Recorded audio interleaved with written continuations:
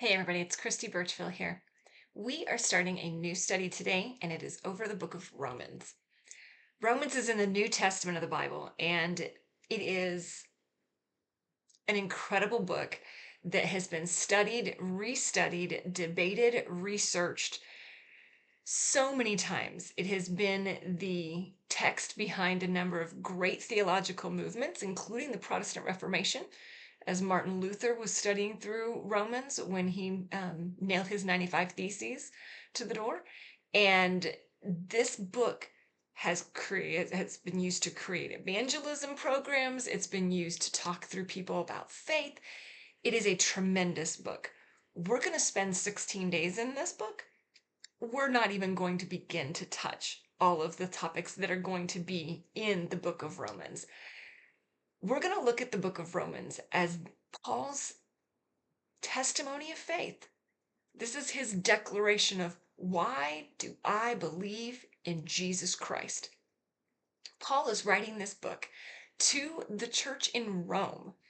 He'd not been to Rome at this point yet, but he'd heard there were believers there, and he was writing to them to encourage them and to build support for this new movement called Christianity. And he wants them to understand, who is Christ? Who is he? And why does he believe in Jesus Christ? Which then translates to why they should also believe in Jesus Christ. It's an incredible missionary-minded book. Today, read through chapter 1. There's a lot in there, like I said, and I highly encourage if you want to dive deeper, find some really good commentaries through this book, because it will talk about a lot of, like I said, there's a lot of theological discussion and debate about the topics that are in this book. But chapter 1, verse 16 is where we're going to camp today. And it says, for I am not ashamed of the gospel, for it is the power of God for salvation to everyone who believes, to the Jew first, and also to the Greek. Paul is explaining he is not ashamed. He is not ashamed of the gospel. He's not ashamed of the power of God. He is not ashamed of bringing people to life in Christ.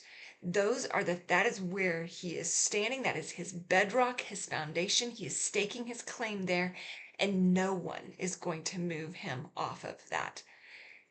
We, as believers, need to kind of evaluate, could we make the same claim?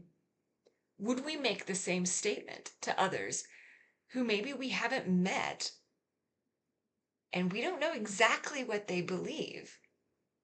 Would we be so bold as to say, look, I am a follower of Jesus Christ.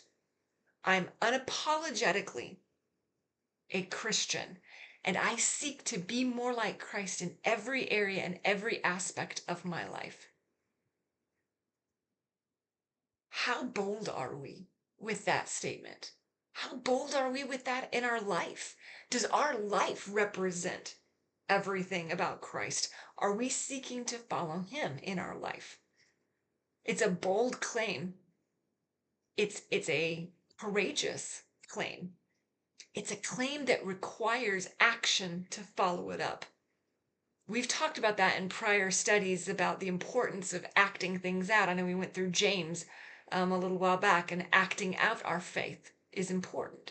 You can find a link to that study in the description below if you want to go back and take a look through James. So actions matter, but our faith in Jesus Christ has to be founded in the core of who Christ is, what Christ has done for us, and how he is living and transforming in our lives.